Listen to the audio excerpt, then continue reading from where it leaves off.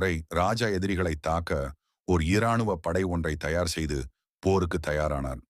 அவர் எப்படியும் இந்த போரில் வெற்றி பெறுவோம் என்று நம்பிக்கையுடன் இருந்தார். ஆனால் அந்த படையினரோ பெரும் சந்தேகத்துடனேயே இருந்தனர். அனைவரும் சோர்ந்து போய் நம்பிக்கையின்றி இருந்தார்கள்.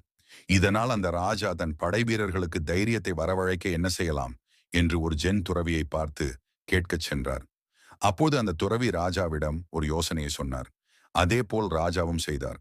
அது என்னவென்றால், அந்த ராஜா போர் செல்லும் வழியில் அவர்கள் குல தெய்வ கோவிலில் நிறுத்தி பிரார்த்தனை செய்துவிட்டு ஒரு நாணயத்தை எடுத்து வீரர்களின் முன் காண்பித்து, நான் இப்போது இந்த நாணயத்தை சுழற்றி விடுவேன்.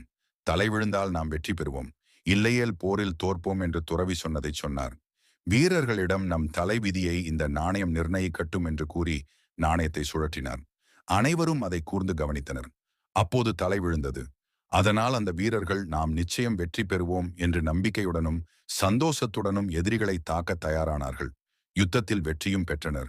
யுத்தத்திற்கு பின்னர் துணை மந்திரி விதியை யாராலும் மாற்ற முடியாது என்று ராஜாவிடம் சொல்ல, ஆம் என்று ராஜா சொல்லி அந்த நாணயத்தின் இரு பக்கத்திலும் தலை இருப்பதை காண்பித்தார். நம்பிக்கையுடன் செயல்பட்டால் எத்தகைய காரியத்தையும் எளிதில் வெல்லலாம், விதியையும் மாற்றி அமைக்கலாம்.